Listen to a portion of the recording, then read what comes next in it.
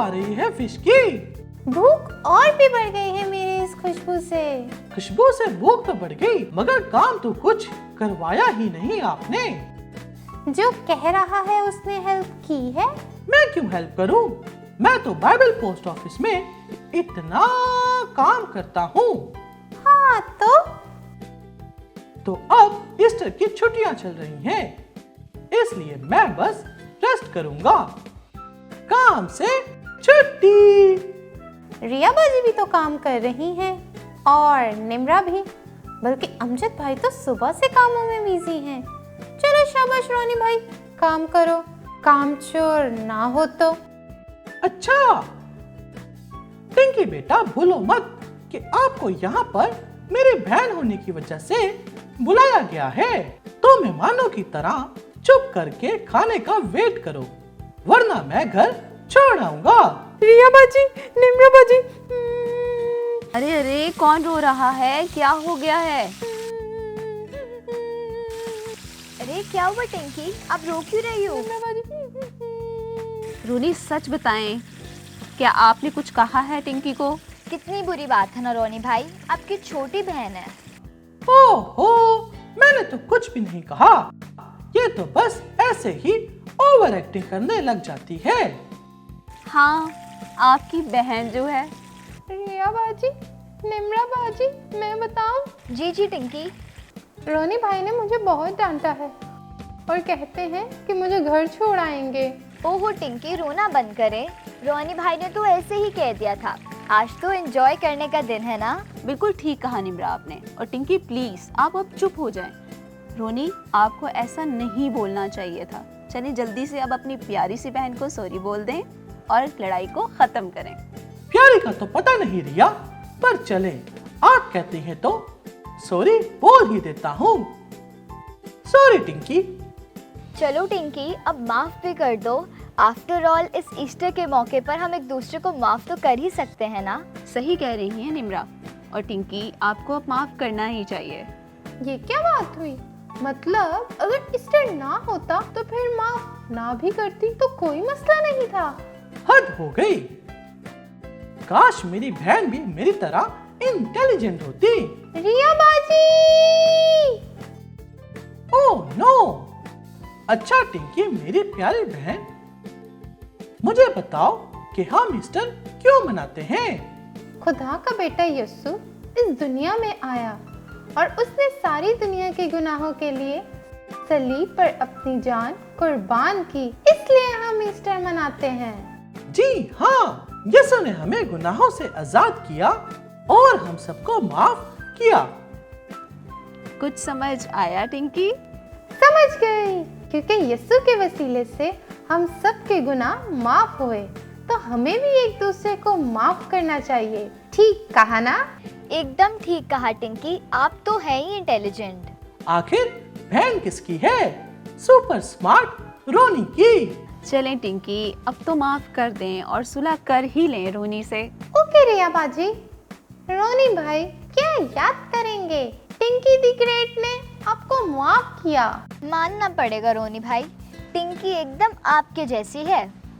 Very funny, लेकिन मैं सच्ची तारीफ करता हूँ, क्योंकि मैं हूँ ही इंटेलिजेंट, स्मार्ट और जीनियस। ओ अच्छा, तो रिया बाजी क्या लगता है आपको, हम जो बात कर रहे थे वो रोनी भाई से पूछें?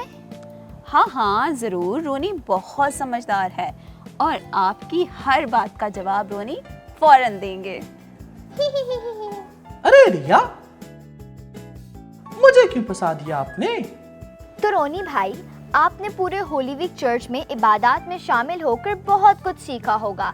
तो अब जरा मुझे बताएं कि जी उठने के बाद यीशु मसीह ने। मुझे पता है, यीशु सबसे पहले मरियम मगदलीनी पर जाहिर हुए थे।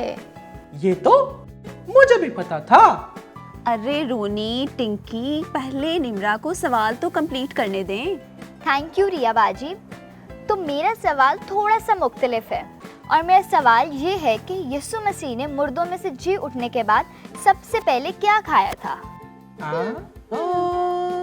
और गलती से भी आप दोनों ने चीटिंग करने की कोशिश नहीं करनी, वरना आप दोनों को फिश नहीं मिलेगी। रिया बाजी, आप हमारा मजाक उड़ा रही हैं। अरे नहीं, रिया बहुत अच्छी हैं। वो हमेशा दूसरों की मदद करती हैं, कभी किसी का मजाक नहीं उड़ाती। रोनी भाई, आप ज्यादा स्मार्ट नहीं बने। रिया बाजी आपकी कोई हेल्प नहीं करेगी।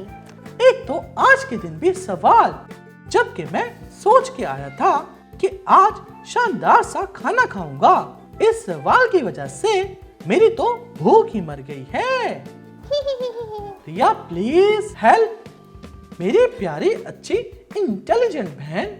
वैसे रोनी, मैं आपकी हेल्प कर चुकी हूँ, पर आप मेरी बातों को गौर से सुनते ही नहीं हैं। हेल्प कर चुकी हैं? गलती से भी चीटिंग करने की कोशिश नहीं करना, वरना आप दोनों को फिश नहीं मिलेगी। ओह यस, यीशु मसीह ने जी उठने के बाद फिश यानी मछली खाई थी। Thank you for helping Riya. You're welcome, Ronnie. Well done Ronnie भाई। Thank you Nimra. बल्कि मुझे भी याद आ रहा है कि मुर्दों में से जी उठने के बाद यीशु अपने शागिर्दों पर जाहिर हुआ और उनके साथ मिलकर भुनी हुई मछली खाई। वाह, गुड जॉब रोनी। और इसी के साथ खाना भी रेडी है।